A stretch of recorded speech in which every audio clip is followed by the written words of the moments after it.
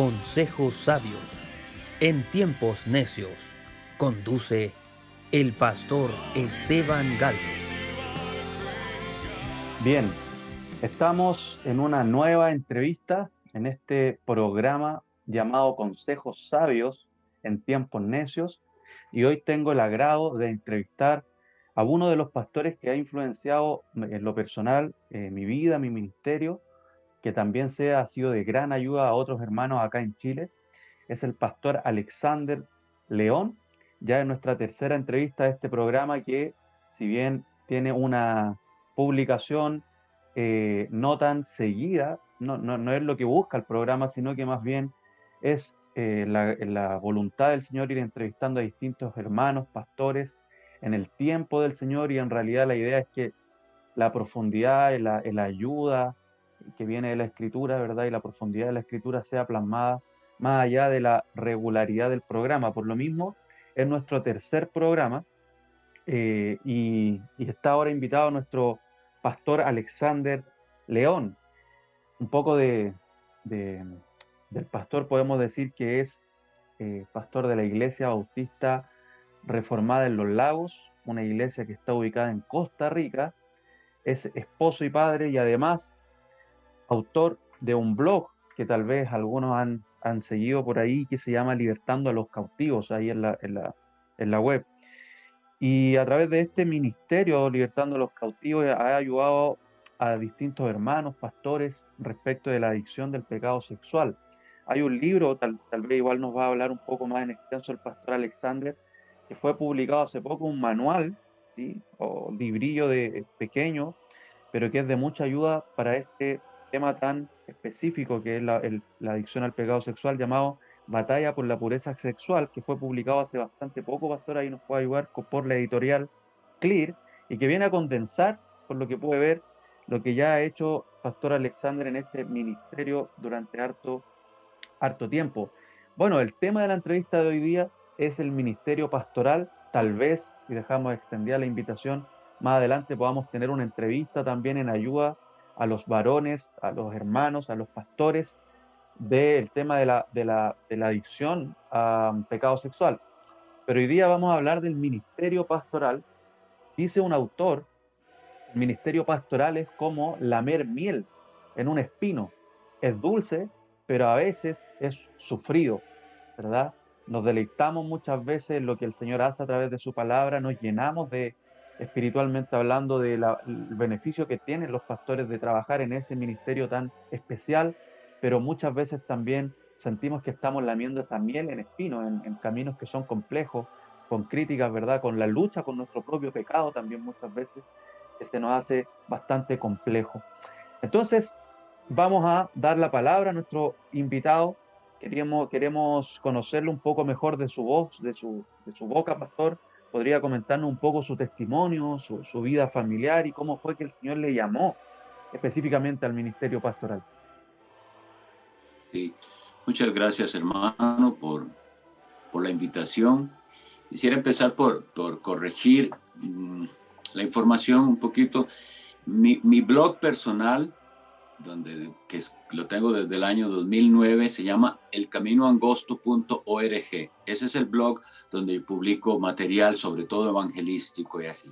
El otro al que usted se refiere, liberandoloscautivos.com, es un ministerio que está suscrito a la iglesia como tal, y si tiene ese fin de ayudar por medio de un curso bíblico a las personas que están atrapadas en diversos vicios sexuales. Bueno, otra cosa es, Los Lagos es solo una pequeña localidad de una provincia de Costa Rica que se llama Heredia. Entonces, es Los Lagos de Heredia en Costa Rica es donde estamos. Y gracias al Señor, desde hace bastantes años que Él nos ha concedido transmitir a través del internet, y creo que eso es lo que el Señor también ha querido servirse de eso en las series de predicaciones de escuela dominical. Somos 4 ancianos pastores en la iglesia sirviendo al Señor juntos. Bueno, mi testimonio, yo fui criado en iglesia evangélica pentecostal, bastante involucrado, ¿verdad? Al ser en nuestro país el protestantismo una minoría, los evangélicos, bien involucrado, pero sin entender lo que era la conversión o el nuevo nacimiento. Uno, al haber estado siempre en la iglesia, pensaba que ir a la iglesia y saber cosas de la Biblia era ser cristiano. Yo era de los que pensaba que había sido cristiano toda la vida. A la época de entrar a la universidad, que por cierto entré bastante joven, a los 17 entré a la universidad, y ese fue donde se fue probando que no era un nacido de nuevo. El mundo me fue atrapando y eso pasó por mucho tiempo. Bueno, muchas cosas que lamentar de esa vida, pero el Señor misericordioso me rescató a la edad de 35 años, ya hace 22 años. Entonces, a partir de ahí fue mi conversión, y comencé a estudiar la doctrina, porque comencé a ir a una iglesia bautista y yo no sabía que era una iglesia bautista. Entonces pronto me topé con los documentos históricos de los bautistas y yo hacía comparaciones y veía que no coincidía con lo que yo veía con los autores que yo estaba leyendo, por decir Spurgeon o las confesiones de fe, y no coincidía con lo que yo veía. Entonces yo estuve en una iglesia bautista por 10 años intentando la reforma, porque recién el Señor me salva, abracé la doctrina de la gracia, la reforma, y pues esa es brevemente mi conversión. Luego vino el querer prepararme. Bien pronto, el Señor me llamó como en el finales de 1998, 1999 ya fui bautizado y unido a una iglesia. En el año 2000 entré a un seminario, y como yo ya abrazaba la doctrina reformada, busqué que fuera un seminario reformado y aquí en nuestro país, y que estaba disponible y está todavía, es el de los hermanos presbiterianos reformados. Entonces con ellos hice un programa que ellos auspiciaban del Seminario Internacional de Miami, y ese fue el programa de teología que terminé. Tenía una muy buena amistad con un misionero gringo, es decir, de Estados Unidos, que también estaba abrazando apenas en la reforma en la iglesia en Los Lagos. Yo estaba en otra iglesia y fuimos amigos por bastante tiempo, pero el Señor se lo llevó en el año 2009. Él murió de un cáncer, y providencialmente también el Señor me movió a esa iglesia en ese año 2009. A partir de ahí estoy sirviendo al Señor en la iglesia, pero fue un proceso, ¿verdad? La iglesia ha pasado, Dios ha bendecido de que nos ha ayudado a ir entendiendo las implicaciones de la reforma, porque no es solamente conocer doctrina, no es ahora afirmar ciertos postulados teológicos, sino la aplicación de la doctrina bíblica a todas las áreas de la vida, al área familiar, al área de la iglesia. Pues básicamente eso. No sé si algo más quisiera saber de esa área, pero eso es básicamente. No, pastor, muy bien, muy bien. Me llamó la atención la vez que hablamos previo a la entrevista, cómo este pastor que usted menciona, estadounidense, y bueno, en la providencia del Señor, va a la presencia del Señor, y usted viene a pastorear la misma iglesia en la que él estaba pastoreando. Este pastor fue de mucha influencia también en su ministerio, en su vida, como consejero, amigo.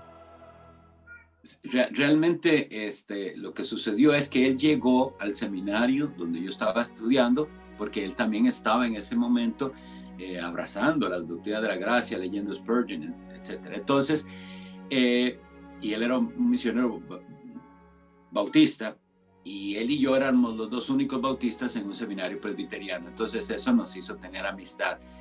Para el año 2003, él me invitó a dar el curso que se llama Doctrina de la Gracia, basado en un librito de uno de nuestros profesores de seminario, Roger Smalling. El librito se llama Así Jesús. Es un libro de los que yo más recomiendo, que claramente enseña lo que ahora llaman los 5 puntos del calvinismo, pero lo enseña con el acróstico Sí Jesús.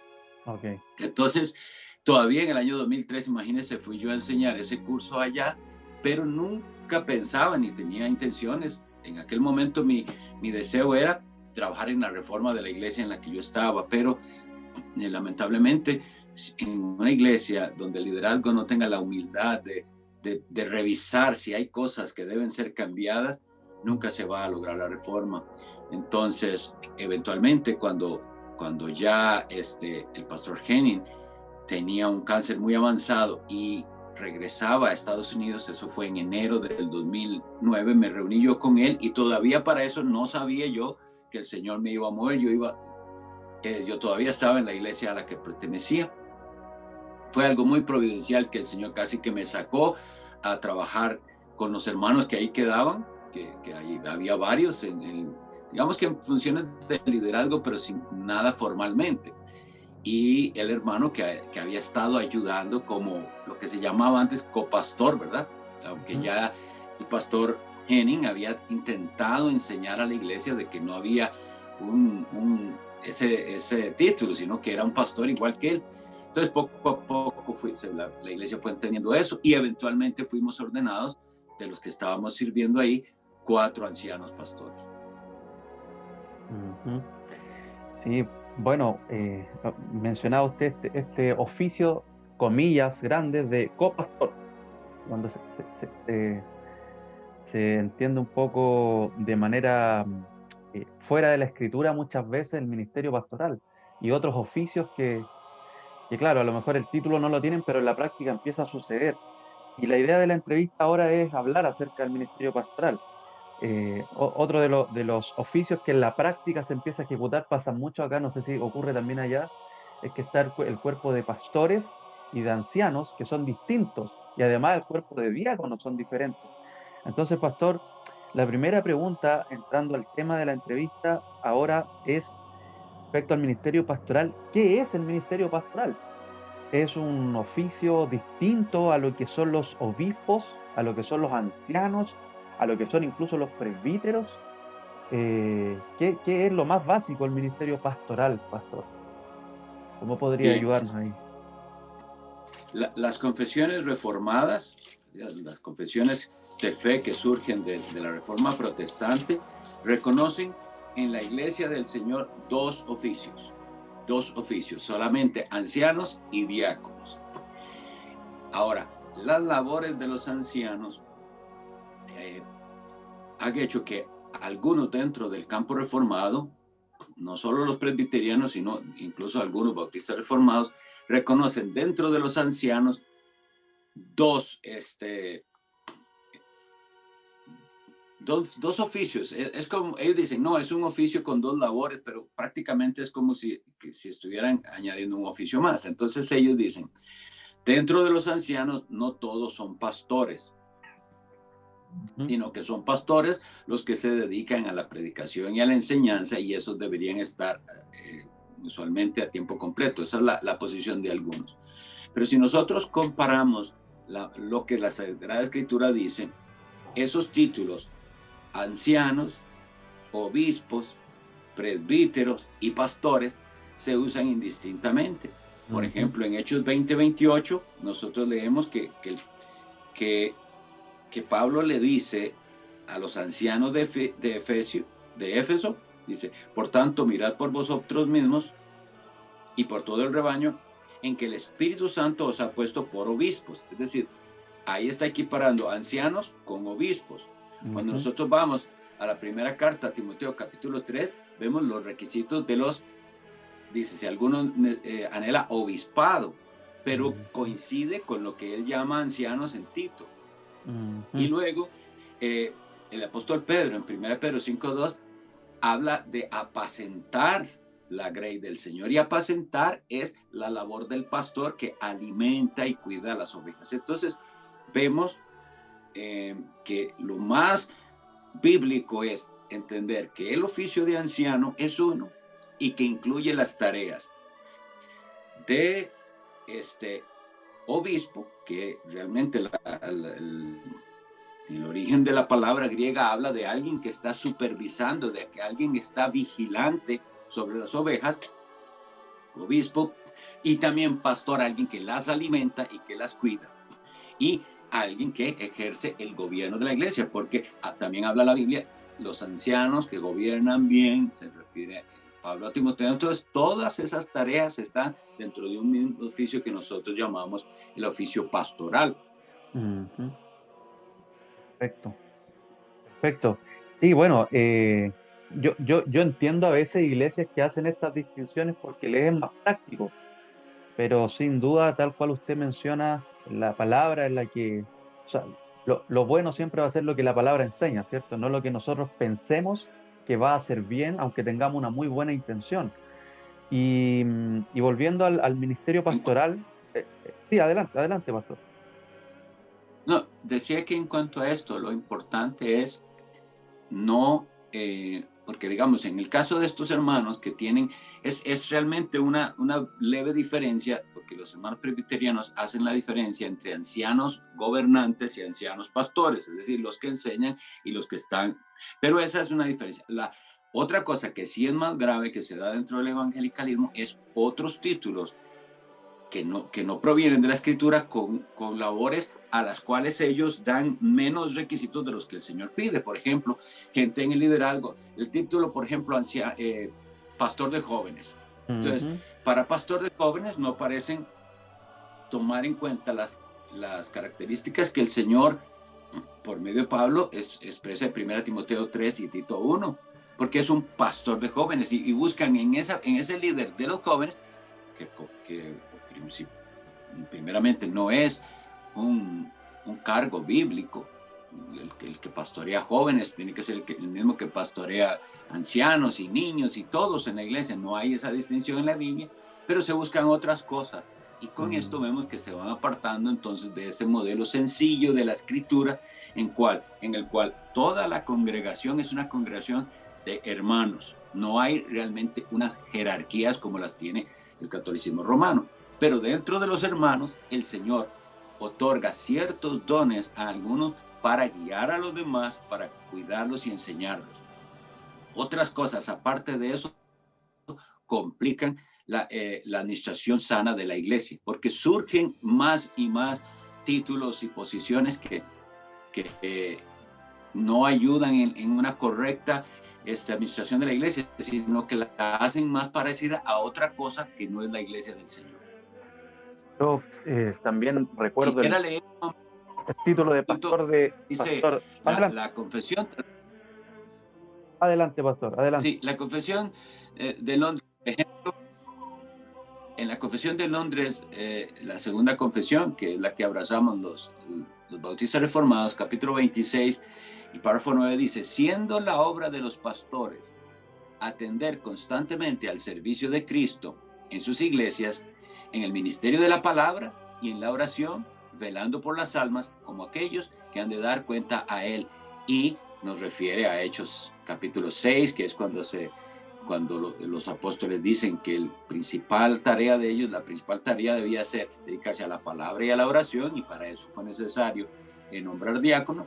Luego Hechos 20, 17 al 28, que ahorita hicimos referencia, y 1 Pedro 5, 2. Sí, perfecto. Yo le comentaba junto a eso está el rol del pastor de música también. El pastor de música, Ah, o el pastor de la adoración, alabanza, y ahí cabe también un poco lo que mencionaba usted. sí, eso. Y lamentablemente, eh, en otro pudiera estar encargado de dirigir o debe estar encargado de dirigir a la iglesia en la adoración, pero tiene que ser alguien igual con las características del liderazgo que la Biblia enseña. Y algunos piensan que lo único que se necesita para dirigir la adoración es cantar bien. Entonces, Ujú. ahí es como nos vamos desviando del modelo bíblico. Sí, sí, pastor.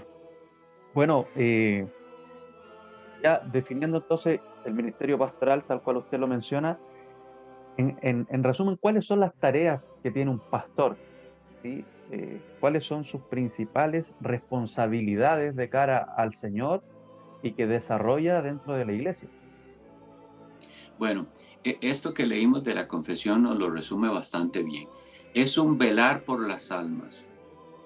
Eh, Es, es una sincera preocupación por las almas a las cuales Él les predica y les enseña. La parte, y esto coinciden todos los que tienen el ministerio pastoral. La parte que se pudiera decir no fácil, pero emocionante, es la predicación, la enseñanza. Que el hombre que va y sube a aquel púlpito y expresa de la mejor manera lo que ha estudiado y preparado, ¿verdad? Pero si ese hombre no tiene las demás características, es simplemente un buen orador. Esa predicación, primero que todo, como decía Spurgeon, debería estar bautizada en oración. El hombre de Dios es un hombre de oración. Si nosotros lo conectamos con lo que dice Hechos 6, la necesidad de diáconos se dio porque los pastores, porque los apóstoles decían, por dedicarnos a esta área del ministerio de misericordia, se nos está acortando el tiempo que deberíamos dedicar a la oración y a la palabra. Entonces, número uno, el hombre, el pastor, un anciano de la iglesia debe ser un hombre de oración. Y de oración por sí mismo y por las almas a las que él administra la palabra. Entonces, tiene que ser también un hombre de la palabra, entonces.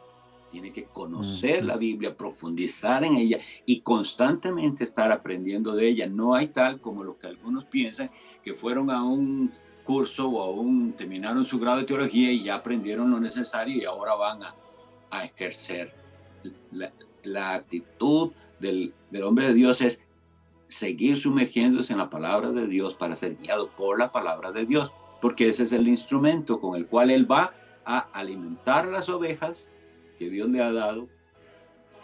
La palabra de Dios es alimento y es también la medicina para la oveja que se enferma. Está en la palabra de Dios también. Tiene que saber él, como médico de almas, como lo llamaban los puritanos, ir y saber curar la llaga, la herida espiritual de aquellas almas que el Señor le dio. ¿Con qué? Con la palabra de Dios, saber usarla también como instrumento, entonces como medicina. Tiene que saber esgrimir la palabra, porque todo se centra ahí. El inconverso, que es lo que necesita, que yo sepa aplicarle el evangelio, la palabra de Dios, para que venga Cristo, y el creyente también. Entonces, además de eso, tiene delante de Dios una responsabilidad terrible, de la que leemos nosotros en Hebreos, ¿verdad? Por eso es que se le manda a la iglesia: obedeced a vuestros pastores, sujetados a ellos, dice Hebreos 13:17. ¿Por qué? Porque ellos velan por vuestras almas. Si no hay en un pastor de veras un anhelo de preocuparse seriamente por las almas que el Señor le ha dado, no está haciendo la función pastoral. Y él lo hace por amor a esas almas, pero también por eso que dice Hebreos 13:17, dice, como quienes han de dar cuenta.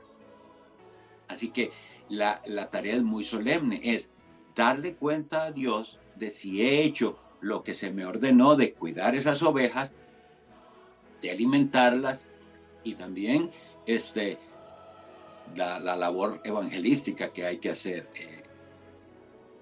Le toca al pastor también, primariamente, ¿verdad? Todos en un sentido somos evangelistas, en un sentido vamos dando el evangelio, pero el pastor también es básicamente un evangelista.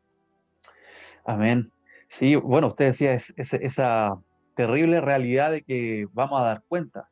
El pastor, el anciano va a dar cuenta y, claro, en Primera de Pedro 5, un pastor cobra ánimo sabiendo que recibirá la corona incorruptible de gloria, pero anteriormente a eso dice el texto, no como teniendo señorío sobre los que están en vuestro cuidado, sino siendo ejemplos de la grey.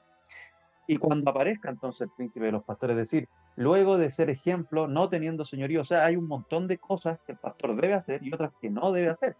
Porque Sí. si bien este texto de Pedro nos da ánimo a los pastores, también nos confronta esa realidad que va a aparecer el príncipe de los pastores y vamos a dar cuenta delante del Señor. Entonces, por eso es tan importante para quien ya está ejerciendo o quien desea, ¿cierto?, este ministerio, entender cuáles son sus tareas principales. Usted hablaba, y la palabra habla de la palabra y la oración, pero claro, me quedé con algo que mencionó usted, Pastor Alexander, cuando decía que si bien es la palabra y la oración, pero tiene que haber un deseo de cuidar de las almas, de velar por las ovejas. Y por lo tanto, las herramientas también son la palabra y la oración. Porque le pregunto esto porque muchas veces, y aquí viene otra pregunta, y por lo mismo le comento esto, se hace énfasis en la predicación, ¿cierto? En el pastor. Énfasis en la predicación es positiva, en la preparación, en la oratoria, pero hay algo que está anterior a esto, y ese anterior es esto que mencionaba usted, la importancia de que un pastor sinceramente delante del Señor tenga un interés por el bienestar de las ovejas, no solamente por predicar bien, que es importante, conocer la escritura mentalmente, que es importante, sino que para preocuparse de las ovejas el pastor debe tener una relación personal con el príncipe de los pastores, es decir, y hago la pregunta, ¿qué es lo más importante que debe cuidar un pastor para entonces poder cuidar a las ovejas que son de Cristo? ¿Será su ministerio, como decía recién, su oratoria, su familia, para que no lo critiquen, verdad? Típico que se critica a los hijos del pastor, a la esposa del pastor. ¿Qué es lo más importante que debe cuidar el pastor para entonces poder cuidar a las ovejas del Señor? Bueno, nosotros, todos los seres humanos, creo que somos dados a los extremos, y entonces tenemos que pedir al Señor que por su Espíritu Santo nos ayude a tener ese balance en las diferentes cosas que tenemos que cumplir. Lo más importante de todo es Cristo y el avance del reino de Cristo. Nosotros eh, eh, tenemos que reconocer, por ejemplo, que el orgullo está en todos nosotros, y y la posición de liderazgo lleva en sí mismo un riesgo de orgullo. Ujú. Entonces, yo lo primero que diría es que el pastor tiene que cuidar su corazón. Nosotros sabemos incluso que por siglos los hombres de Dios han advertido de la terrible posibilidad de que alguien incluso sea pastor sin ser convertido. Decía Richard Baxter, algunos predican a un Cristo del cual no conocen, al cual no han conocido. Entonces, eso es espantoso, pero es una realidad. Entonces, lo primero que decía, lo primero que hay que cuidar es el corazón, saber que de verdad uno conoce al Salvador al cual uno proclama, y seguir con el corazón. ¿Por qué? Porque el corazón, aunque sea regenerado, tiene la terrible posibilidad de caer en el orgullo. Ese es uno de los pecados más terribles. Entonces, por eso es que se dan todos esos daños a las iglesias por personas Ujú. que han caído en el orgullo y no siguen humildemente buscando al Señor eh, para realizar este ministerio que solo con el auxilio del Espíritu Santo se puede realizar bien. Entonces hay que ser cuidadosos. Claro que necesitamos buenos predicadores y tenemos que pedirle al Señor mejorar en nuestra tarea. De hecho, Pablo le dice así a Timoteo: aviva el fuego del don que hay en ti. Eso tenemos que tenerlo todos. Deseo de ser mejor expositor, de ser más claro en nuestras enseñanzas y predicaciones. Pero ese solo ese aspecto visible del domingo o de los días que nos toque dar la palabra. Todo lo demás es muy importante. Usted tiene que saber que tiene una familia a la cual ganar para Cristo, a la cual llevar constantemente a Cristo. Y pues eso le diría yo, hay que cuidar el corazón más que todas las cosas. Sí, Eso lo dice la palabra, sobre toda cosa guarda tu corazón. quería ahí anexar esta pregunta, a ver si también podemos mencionar otras cosas. Bueno, Pablo le dice a Timoteo, ten cuidado de ti mismo y de la doctrina, ¿verdad? Ese énfasis del uno mismo, el mayor enemigo que uno tiene, en realidad es uno mismo. Es nuestro pecado remanente todavía con el cual luchamos, y como aprendemos ahí en Romanos 8, ¿verdad? Debemos matar a nuestro yo. Pero, pastor, en esa lucha, en esa batalla, sobre todo en el ministerio pastoral, ¿cuáles cree usted, pastor, que son las principales tentaciones que enfrentan los pastores? Tentaciones que enfrentan los pastores hoy en día, en nuestro contexto actual, donde la accesibilidad a la información es rápida, tenemos celulares, ¿verdad? Computadores. Entonces, hoy en día nuestro contexto, no es que el pecado haya cambiado, ¿verdad? Pero sí nuestro contexto enfrenta desafíos que pueden lamentablemente hacer que sea más fácil caer en nuestras tentaciones que el mundo nos ofrece. ¿Cuáles cree usted, pastor, entonces, que son las principales tentaciones y cómo enfrentarlas, verdad? Que tienen los pastores hoy en nuestro contexto. Mira que hace como, bueno, creo que casi 20 años, leí un artículo de un hermano que es profesor en un seminario bautista del sur en Estados Unidos. Él se llama Donald Whitney. Él ha escrito al respecto del tema de las disciplinas espirituales y así. Pero el artículo que leí, oiga el título que tenía: La casi inevitable ruina de los pastores. Y eso llamaba mucho la atención. Yo le pedí permiso en aquel momento a él para traducirlo, y se lo daba a muchos de los que eran compañeros míos de seminario, porque me decía, casi inevitable ruina de los pastores. Entonces él empezaba dando unas estadísticas de su seminario. El seminario del Bautista del Sur es el más grande que hay en Estados Unidos, entiendo yo. Y las estadísticas eran muy tristes, de personas de que es una minoría los que saliendo del seminario van a terminar siendo pastores. ¿Cuántos en pocos años abandonan? ¿Cuántos se fracasan de diversas maneras? Y él usa ese versículo que usted mencionó: cuida de ti mismo y de la doctrina. Algunos, lamentablemente, eso es su descuido. Le dan oídos al mundo, a las corrientes de este mundo, a las nuevas filosofías, se vuelven pragmáticos. Y yo he visto eso con dolor. Gente que parecía andar bien, pero entonces después siguen, caen en la trampa de qué es lo que funciona, qué es lo que atrae más a la gente, qué es lo que la gente anda, y se van por ese lado. De hecho, en el campo reformado tenemos este peligro que incluso esto de la doctrina de la gracia y de la doctrina reformada pudiera estar siendo una especie de moda a la cual la gente ahora, como hace pocos años celebramos los 500 años de la Reforma, comenzó a ser ya más popular. Ya se sabía de que muchos evangélicos ya habían hasta olvidado que había habido una reforma protestante y que ellos procedían de esto.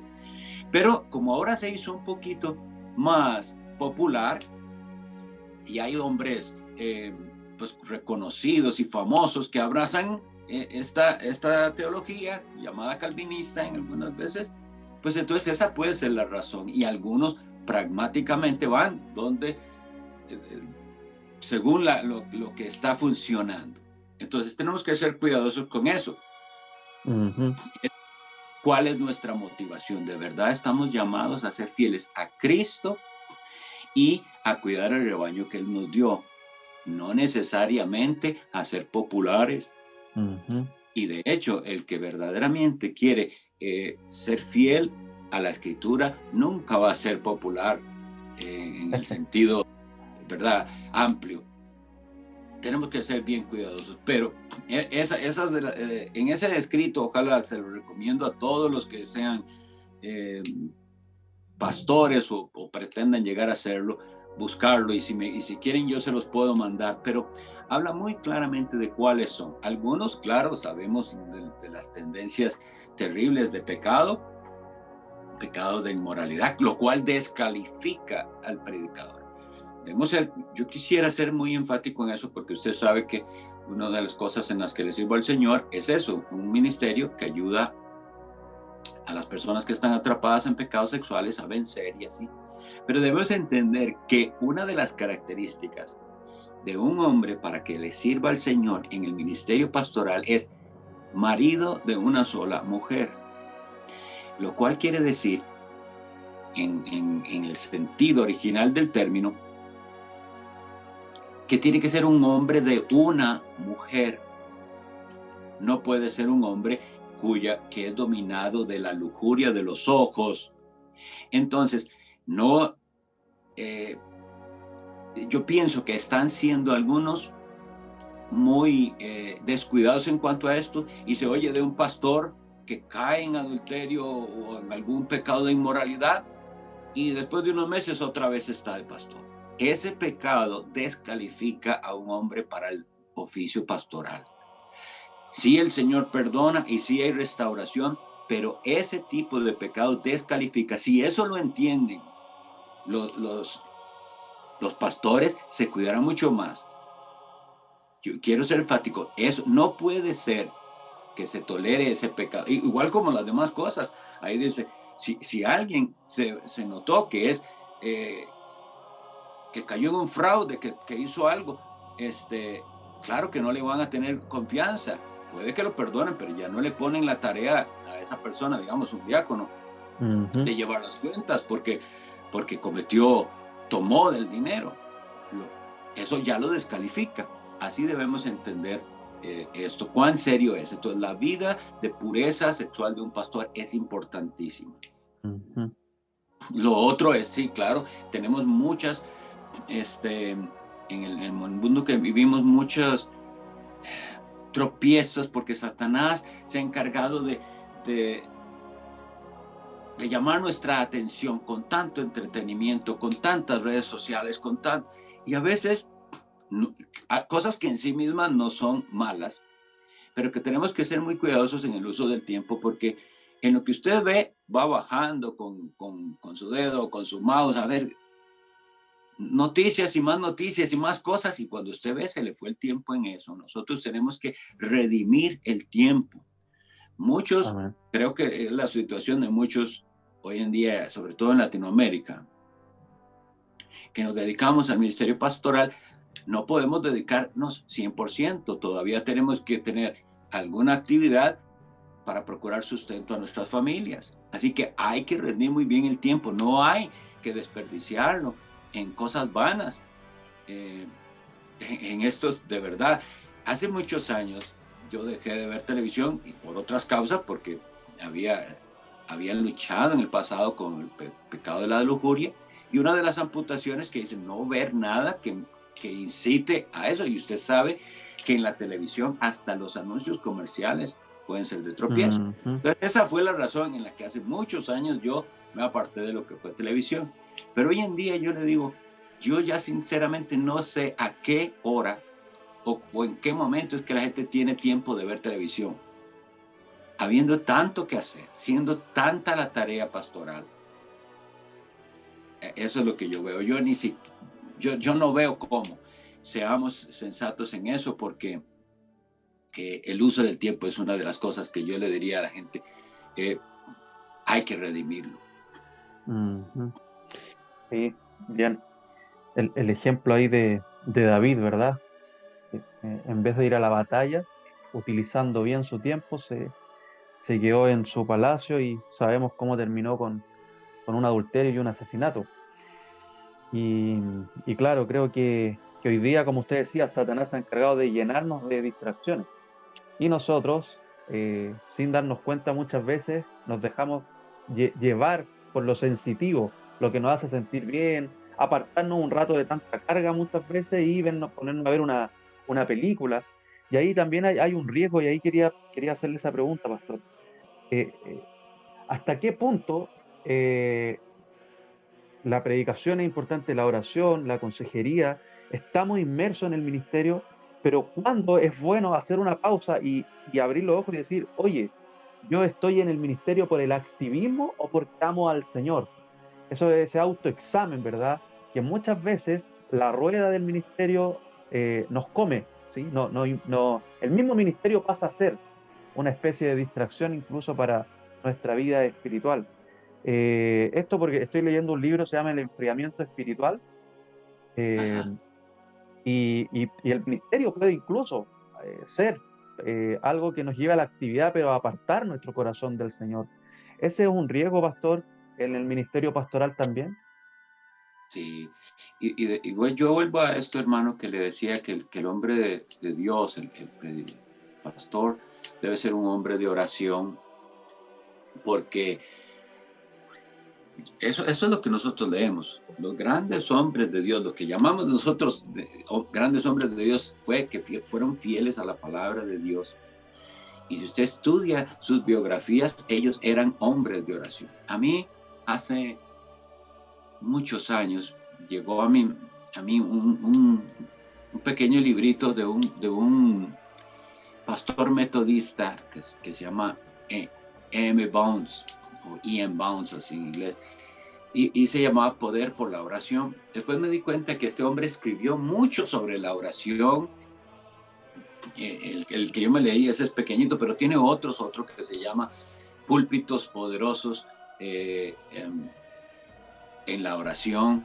Tiene otros tomos sobre la oración, mucho sobre esto. Y él lo que hace es recopilar muchísimos datos históricos de hombres que fueron exitosos en su ministerio, desde el punto de vista bíblico de lo que es ser exitoso, ¿verdad?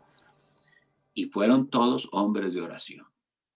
Entonces, no se trata de simplemente activismo, tiene que el hombre de Dios saber que para caminar con Dios no puede descuidar su disciplina personal con Dios, no leer la Biblia como porque yo tengo que enseñarla nada más, sino porque yo necesito alimentarme de la palabra de Dios.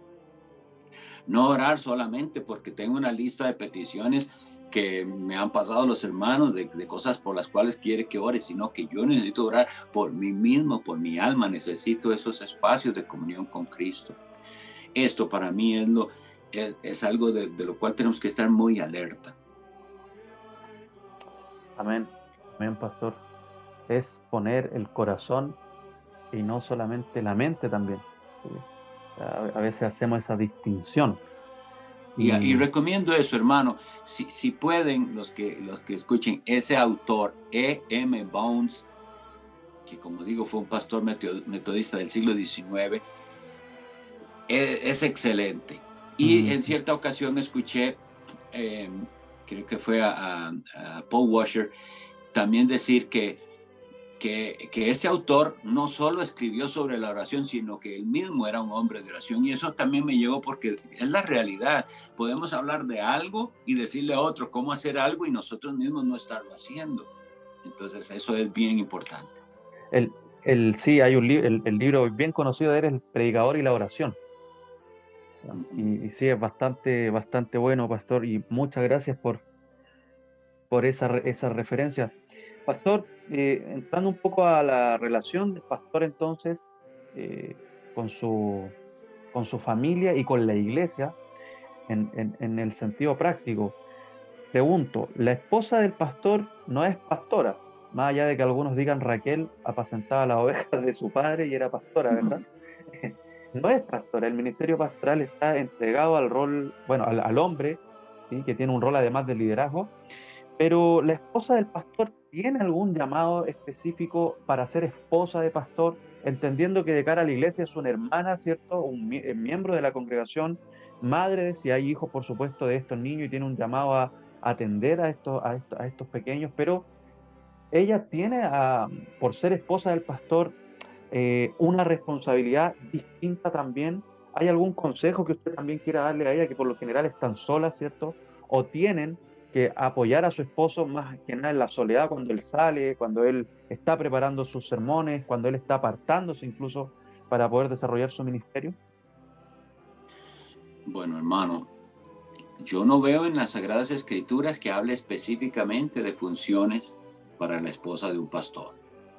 Lo que se pide de la esposa de un pastor es lo que se pide de cualquier esposa cristiana, de cualquier madre cristiana.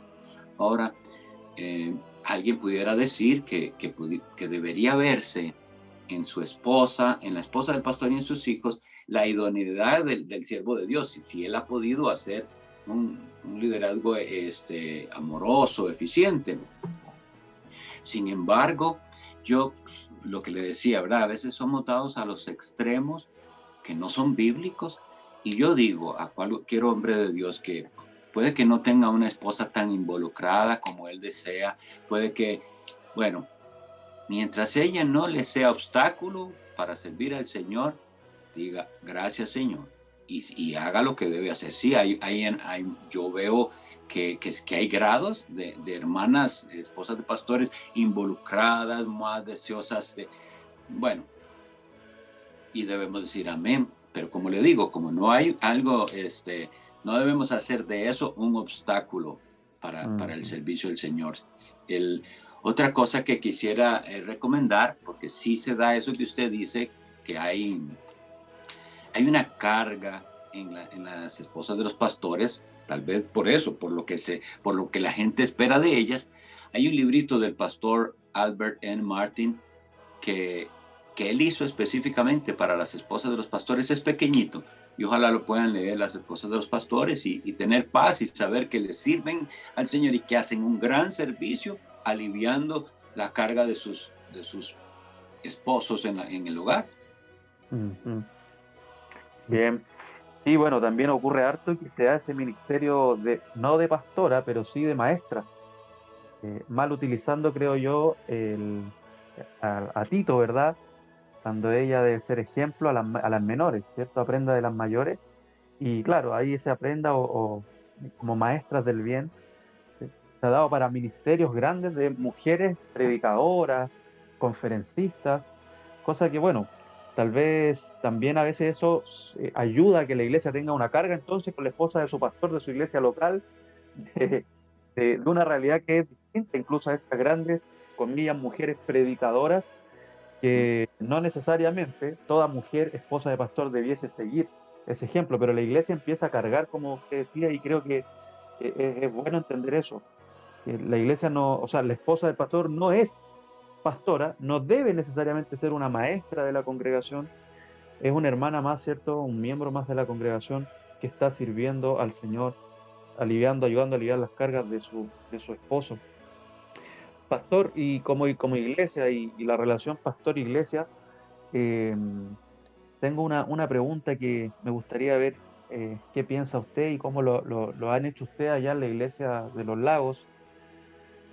Eh, ¿cómo el pastor, y cómo lo ha visto usted también en sus años de ministerio, este tema de que la iglesia es muy demandante muchas veces de cosas que no son prioridad para el pastor? Me explico. Hablo acá de la visitación, ¿cierto? La consejería, a veces hay hermanos que son adictos a la consejería. eh, la, eso de que el pastor debe estar para las actividades completas de mi familia, por ejemplo, la graduación de mis hijos, los cumpleaños familiares, y el pastor debe estar ahí. Y a veces hay personas que dejan las iglesias porque el pastor no me visitó, el pastor no me llamó, el pastor no estuvo conmigo. Entonces, si bien creo que hay una participación del pastor en estas necesidades, si podemos decir así, ejemplo, una hospitalización, una urgencia, es tan así que los pastores deben estar involucrados y la iglesia debe demandar esta presencia del pastor, haciéndolo casi y de mala manera el Espíritu Santo dentro de sus vidas. ¿Cómo usted, pastor, ha enfrentado, si es que lo ha enfrentado este vicio, y qué consejo pudiera dar ahí, tanto a pastores que a veces se sienten abrumados por esto, y a la iglesia que muchas veces exige y exige y tiene expectativas que muchas veces no son bíblicas? Tienen un paternalismo más que un ministro de la palabra en sus vidas. Sí, bueno, lo que tenemos que hacer es eso, volver a la palabra de Dios y no tener esas expectativas no bíblicas. Ahora, aquí vemos cuán útil es la pluralidad de ancianos, ¿verdad? Un hombre solo, si no hay con quien comparta todas estas labores, pues se va a ver abrumado.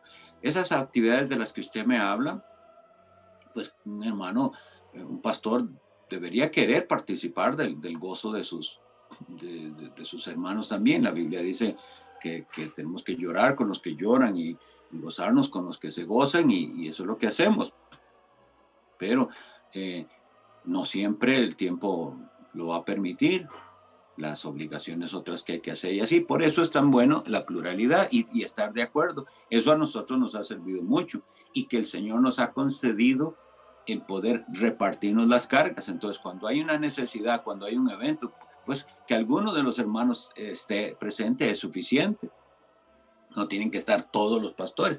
Ahora bien, si la congregación tiene un tamaño mayor, eso implica entonces también que debería tener un mayor número de ancianos que también puedan estar aliviando esto, porque eh, serán más frecuentes las necesidades. Ahora usted me habla de visitación y este tipo de cosas. Claro que sí, son tareas que que los pastores tienen que hacer y tienen que hacer con gusto, pero sí tiene que haber un nivel de prudencia en que no se debe exigir del pastor más de lo que él puede dar, y mucho menos si el pastor no está dedicado 100% a esto. Por eso es que también tenemos que ver que la iglesia es un cuerpo, ¿verdad?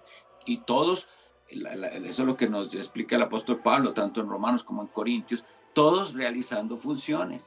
Ujú.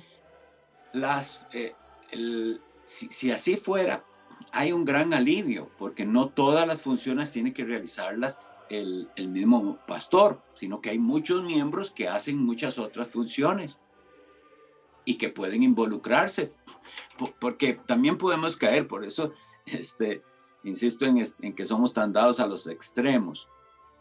El hecho de que sí, nosotros tenemos el ministerio pastoral en alta dignidad y que sabemos que no cualquiera puede dar la palabra, sino que el ministerio de la palabra es otorgado a quienes cumplen esos requisitos y han sido llamados por la iglesia y confirmados por la iglesia de que tienen esas cualidades y ahí todo ese orden. Eso no implica que hay muchas otras cosas en las cuales se puede ayudar a la función pastoral, y una de ellas es visitar a los enfermos, los hermanos que son más maduros, dar consejo a los otros, porque cuando la Biblia dice exhortándonos unos a otros, no dice que esa función la hacen solo los pastores, sino unos a otros nos animamos al amor y a las buenas obras. Y entonces también los hermanos sabrán cuando ya, si se hace así, si somos un cuerpo, cada uno de los miembros realizando la función que le corresponde, los mismos miembros sabrán cuando ya el caso será como para solicitarle al pastor y decirle, hermano o hermana, yo le diría que comente esto con el pastor, él mejor que yo le pueda ayudar, pero no significa que usted por no ser pastor no puede dar un consejo, no puede hacer una visita, y más bien aliviarle en ese sentido e informarle al pastor, oye, ¿dónde está el hermano o tal hermana? Así está, y le ayuda al pastor. A veces también se ha dado, entonces, que esto es lo que el pastor ha reflejado, como que si él es la autoridad única y máxima y si no es el pastor nadie lo debe hacer, Sí. lo cual es un extremo no bíblico, ¿verdad? En la iglesia tenemos que volver a ese método bíblico de cómo es que debe funcionar. No es tampoco una democracia, no se hace todo votando lo que le gusta a la mayoría, no. Tenemos que ser lo más bíblicos posible, que es Cristo a la cabeza de la iglesia, que gobierna su iglesia a través de su palabra y su espíritu, pero por medio de quiénes, de aquellos a los que el Señor ha instituido en la iglesia. Amén. Amén. Sí, la pregunta también, volviendo al concepto de la relación pastor-iglesia, la pregunta también se puede ampliar. Entonces, si bien que creemos en un congregacionalismo, ¿verdad? Es decir, la iglesia, los miembros de la iglesia son responsables de ciertas decisiones que podemos ver en la escritura. ¿Cómo en lo práctico, pastor, también se da esa relación donde el pastor sí tiene autoridad? Porque si bien la autoridad, repito, de ciertas decisiones, la elección de ancianos, la recepción de nuevos miembros, la excomunión de alguno de los miembros, ¿verdad? El cuidado de la doctrina en el sentido general recae sobre la iglesia, ¿verdad? Y además la ejecución, como usted decía, de distintas tareas y labores de cada miembro, como deberes, que a la vez son privilegios. Servir al Señor, más que un deber, una carga, un privilegio.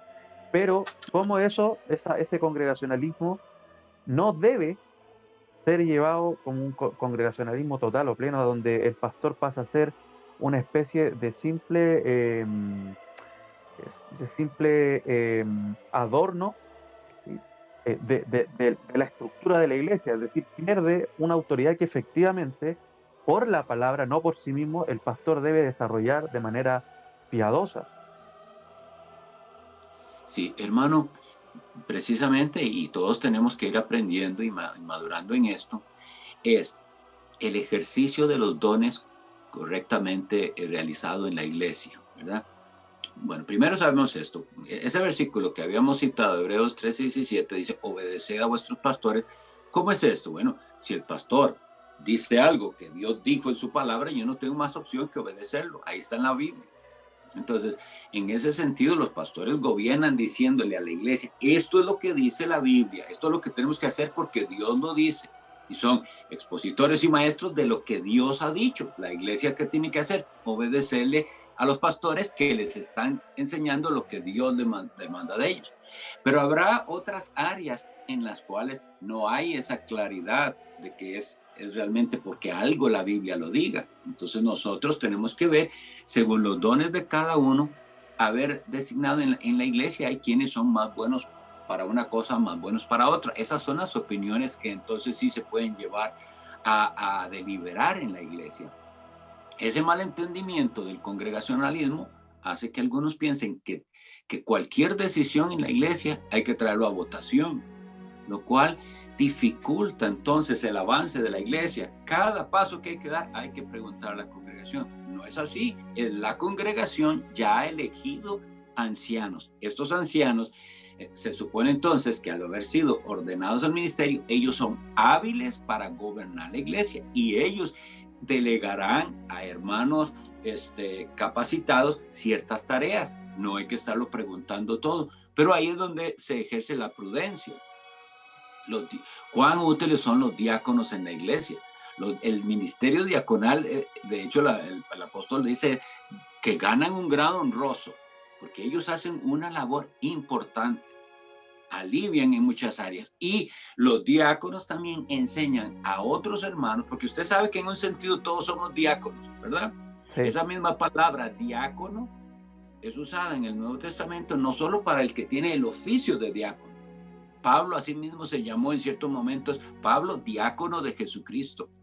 Jesús mismo a veces usó esa palabra para sí mismo. Es decir, que todos en un sentido somos servidores en la iglesia. Si eso se diera según los dones de cada uno, entonces sería más sencillo. ¿Por qué?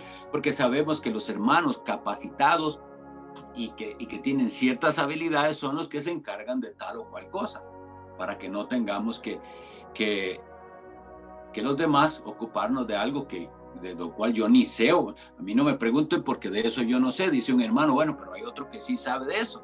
Entonces, se trata de reconocer los dones y de funcionar verdaderamente como un cuerpo unidos. ¿Contra qué estamos luchando cuando nosotros decimos esto? Contra el pecado igual del orgullo. La gente quiere que los tomen en cuenta y que los reconozcan. Y eso está en el pastor también. Por eso le decía que cuán serio es este pecado de querer que me reconozcan, de jactarme de algo, y eso está en todos, como digo, incluso en los pastores. Entonces, entre más nosotros logremos vencer ese pecado de orgullo y estar procurando la unidad del espíritu de la cual habla la palabra, todo va a ser más fácil. Amén. Entre más nos apartamos de la palabra y de lo que realmente importa, que como le dije es Cristo y el reino de Cristo. Para tomar una decisión, eso debería ser, bueno, esto que vamos a hacer, ¿exalta a Cristo? ¿Colabora en el reino de Cristo? ¿O es una decisión egoísta? ¿O nada más favorece a alguien en particular? Si nosotros así lo hacemos, será más fácil tomar decisiones.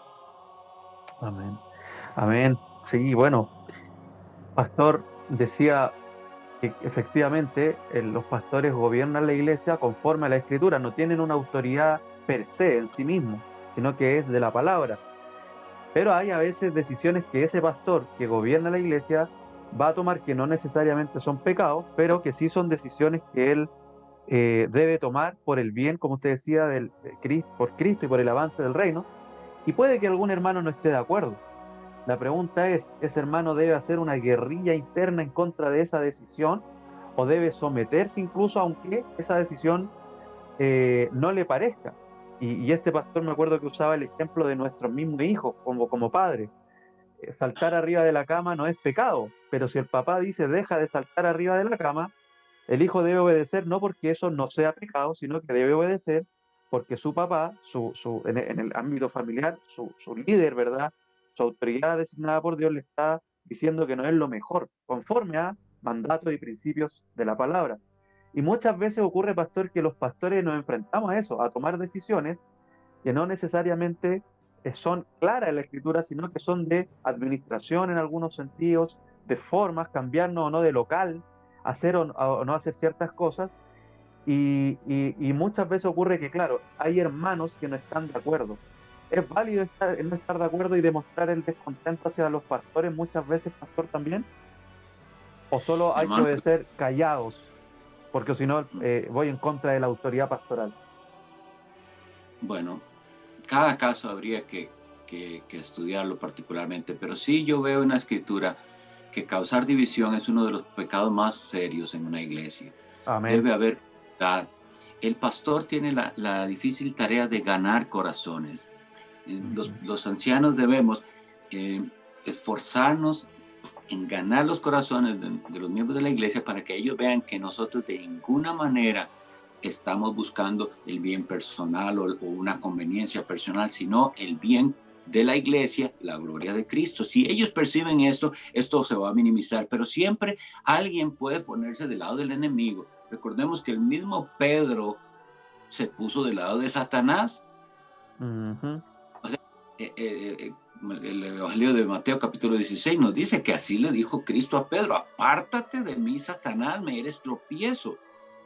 Entonces, esto es muy serio, porque quiere decir que nosotros, aunque seamos cristianos, nos podemos poner del lado del enemigo por nuestra carnalidad.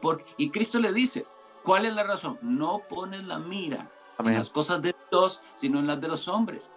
Que nosotros seamos así y le enseñemos a la gente a poner la mira en las cosas de Dios y no en la de los hombres, porque la división daña muchísimo una iglesia. Entonces, número uno, ganar el corazón de los hermanos. Pero segundo, los pastores tienen que entonces saber que toda decisión debería, si no, es que sí, todo bajo principios bíblicos. ¿Por qué se tomó esta decisión? Porque creemos que es lo que más colabora a la gloria de Cristo, a la unidad de la iglesia, al avance del reino. Amén. No es algo caprichoso, no es para favorecer a alguien. Ahora, usted me dice que si debe quedarse. La Biblia nos es clara en cuál es el alcance de los ancianos. Amén. De su unidad. El apóstol Pablo le dice a Timoteo: contra un anciano no admitas acusación, sino es con 2 o 3 testigos. Pero póngale atención a esa instrucción.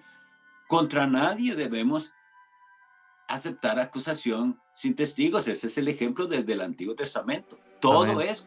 Entonces, si alguien tiene una queja contra uno de los ancianos, tiene que ser algo que puede probar con testigos. Uh-huh. Si no, lo que hay detrás muy probablemente es un espíritu divisivo, es algún resentimiento, lo cual tiene que ser tratado bíblicamente. Hay que arrepentirse de esos pecados. Amén. Amén. Recuerdo las palabras del apóstol Pablo ahí en Filipenses. Antes de decir, haya pues en vosotros este sentir que hubo en Cristo, él dice, nada hagáis por contienda o vanagloria. Entonces, creo que, tal cual usted decía, como el pecado base de nuestro corazón es la voz de Satanás cuando nos dice que seréis como Dios. Es el orgullo, ¿verdad? Esa rebeldía de no querer adaptarnos a la palabra del Señor. Pastor, para ir terminando, hay un montón de jóvenes que quieren y tienen un sincero deseo por lo que se ve de ser ministros de la palabra, pastores, ancianos, obispos, presbíteros, ¿verdad? Como decíamos al inicio, el mismo título, el mismo ministerio que es el ministerio pastoral. Y bueno, al estar en el CRL, que es el Seminario Reformado Latinoamericano, de una extensión acá en Chile, ha sido de gran bendición y hay muchos hermanos estudiando allí y tienen Amén. ese deseo de servir de buena forma al Señor. Aún no son pastores muchos de ellos, algunos están enseñando en sus iglesias. Esas iglesias muchas no son reformadas, muchas son pentecostales incluso, pero estos jóvenes en su mayoría y matrimonios jóvenes están abrazando la reforma, las doctrinas de la gracia y quieren prepararse para ser buenos pastores, buenos siervos del Señor. ¿Qué consejo, pastor, le daría tanto a ellos en términos generales y a quienes ya están ejerciendo el ministerio pastoral? ¿Qué consejo podría usted entregar para poder entonces seguir desarrollando el ministerio pastoral o seguir dando pasos serios para ser un ministro ordenado para la gloria del Señor en estas iglesias? Bueno, el tema es bastante amplio, pero entonces sí primero quisiera decir mi opinión en cuanto a ingresar a estudiar a un seminario. Yo de todo corazón, el Señor lo sabe, que anhelo que el Señor levante obreros, que más hombres quieran dedicar su vida al Señor en la predicación y en el cuidado de las almas. Lo deseo con todo mi corazón. Pero sí hago la seria advertencia. Esto es algo que está regulado por la Escritura. No se trata... recuerdo a un hermano del Perú, por cierto, un hermano presbiteriano, que nos dio cierto curso cuando yo estaba en el seminario, y él respondió muy sabiamente a una pregunta que alguien le hacía. Dice, ¿es cierto que ustedes dicen que las mujeres no pueden ser pastoras? Y él responde, es cierto que las mujeres no pueden ser pastoras, pero tampoco cualquier hombre. Entonces, ese es el entendimiento. Nosotros ya sabemos, por lo que entendemos, que una mujer no tiene las calificaciones que el Señor da, pero cualquier hombre no las tiene. Entonces, tenemos que ir a estos pasajes, 1 Timoteo 3 y Tito 1, y hacer exámenes frecuentes y de nuestra propia vida para que entendamos cuán serio es esto. Porque Santiago dice muy enfáticamente, no os hagáis maestros muchos de vosotros, sabiendo ¿qué es lo que dice? Que es mayor la condenación. Entonces, así de serio es. Lo primero que quisiera es, evaluemos esto seriamente. Y la iglesia tiene que reconocer en aquellos que dicen querer servir en este ministerio, que tienen las cualidades y el don. Porque de todo lo que ahí dice, 1 Timoteo 3, Tito 1, son muchas características y solo una es realmente algo que es un don, y es la capacidad de enseñar. Lo demás tiene que ver con el carácter. Entonces, mi consejo, lo primero que hay que trabajar es en el carácter. La aptitud para enseñar es un don, pero se puede desarrollar, como habíamos dicho. Aviva el fuego del don que hay en ti, le dice Pablo a Timoteo. Hay mucho que decir que con respecto a esa cita que usted mencionó de Pablo a Timoteo, ten cuidado de ti mismo y de la doctrina. Ojalá busquen ese documentito que yo traduje hace muchos años, cómo evitar esa ruina en el ministerio. Y hay otro documento que yo le recomendaría mucho, de hecho también lo publiqué en mi blog personal hace años, que fue una exposición del pastor Albert Martin que se llama 6 razones incorrectas para aspirar al ministerio. Que las evaluemos primero, porque a veces esas motivaciones incorrectas no se notan y la persona sigue adelante, y lo triste es que después vendrá el fracaso, no solo personal, sino de las personas que son afectadas porque alguien que no debió entrar al ministerio está ejerciendo. Y veámoslo así hoy en día. Seamos sinceros todos, sea cual sea la denominación evangélica a la que usted pertenezca. No es cierto que usted conoce hombres de los cuales usted dice, ese hombre no debería ser pastor. Y si eso es cierto, que realmente es triste, si eso es cierto, evite que eso se diga de usted. Porque, como decía este hermano Whitney, si usted conoce a alguien del cual usted dice, oye, yo no quisiera parecerme a ese, por esto y esto y esto, y usted tiene razones para decirlo, déjeme decirle que usted puede llegar a ser así y aún peor que eso si se descuida. Entonces, ese sería mi consejo. Haga esa evaluación, busque material. Hay una bendición que tenemos reciente, y es que el pastor, el que fue pastor, ya no es pastor, Albert N. Martin, que fue pastor por casi 50 años de la Iglesia Bautista Trinity en New Jersey, él ha escrito en estos años últimos de vejez los tomos de la teología pastoral. están Amén. por traducir al español los hermanos de la iglesia en North Bergen, y yo les recomiendo altamente a todo el que aspira al ministerio, léase eso, porque es una joya. Gracias al Señor que todas esas exposiciones están, si alguien sabe inglés, todas esas exposiciones están disponibles en audio, pero ya ahora, gracias al Señor, van a estar por escrito. Y los de los seminarios, animo a mis hermanos que están en el seminario, ojalá los del seminario de allá de nuestro hermano querido en Medellín, hermano Benítez, y trabajen en eso porque es un material excelente, eso recomendaría yo.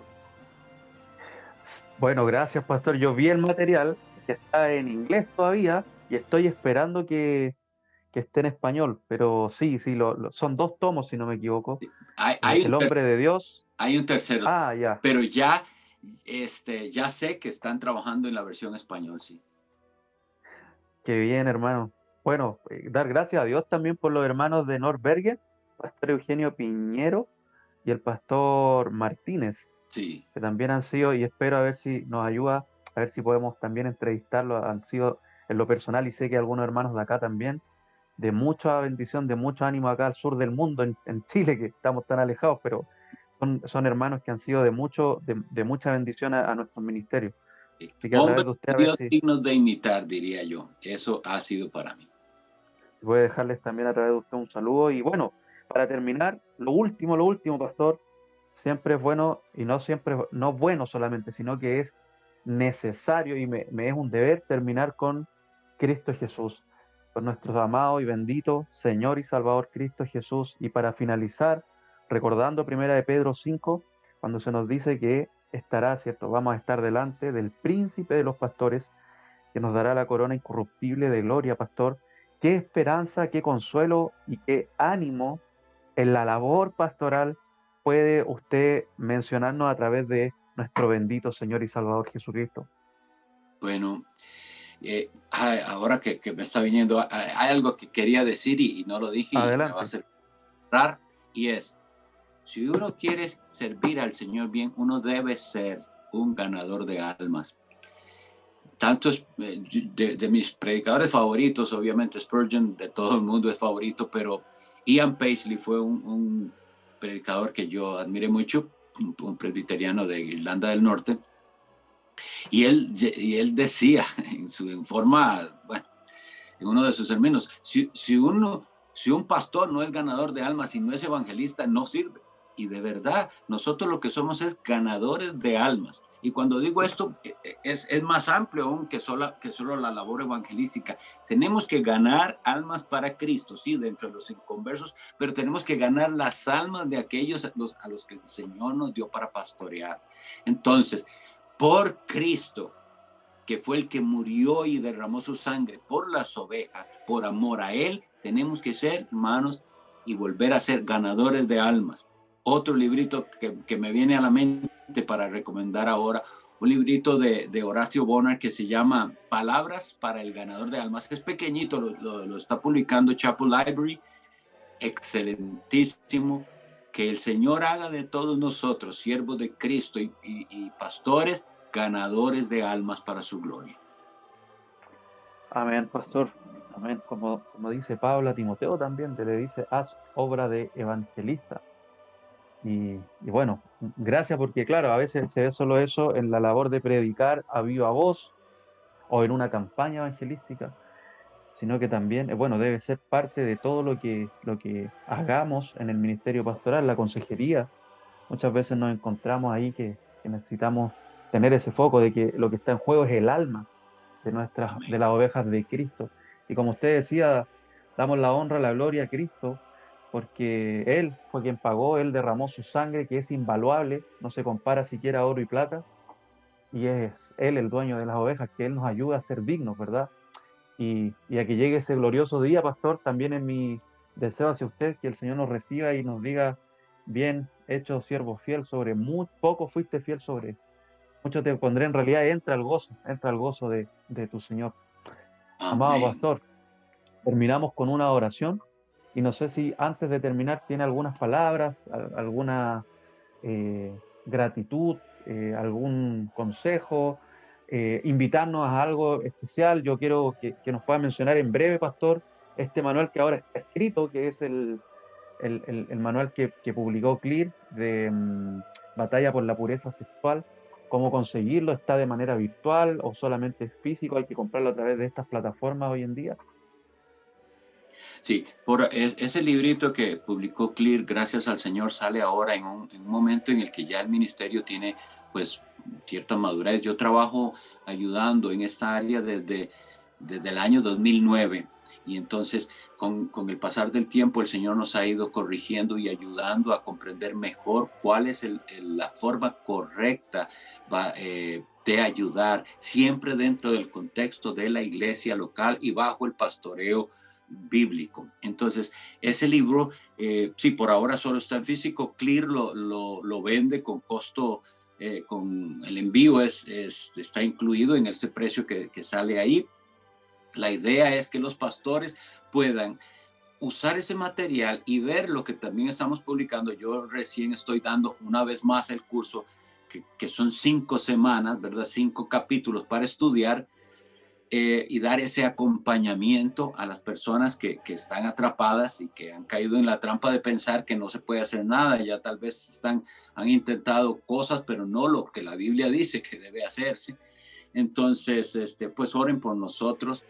Gracias, hermano, por la entrevista. Quisiera que de veras sigamos en contacto. Es algo muy bonito lo que el Señor está haciendo, que nos va uniendo a los que tenemos este mismo sentir de que lo que necesitamos es volver a la Biblia en todo. Si algo nos está saliendo mal, téngalo por seguro que lo estamos haciendo como la Biblia no dice. Porque si de verdad estamos siendo fieles a Cristo, a su palabra, tenemos paz. Amén. El resultado es obra del Señor. Amén, amado pastor. Como esa unidad que el Señor va permitiéndose, el Señor nos ayuda a seguir perseverando en ella, como dice Efesios 4, y recuerdo las palabras del apóstol a los filipenses, y saluda a todos los santos, allá en Roma, allá en Filipos. Entonces saluda a su iglesia, a sus hermanos. Pastor Flores ha sido de harto ánimo y ayuda también sus enseñanzas, a sus pastores también allá en la iglesia, y también un saludo desde aquí hacia allá, pastor, y que bueno, el Señor nos siga guiando y ayudando. Muchas gracias, pastor, y vamos a finalizar orando.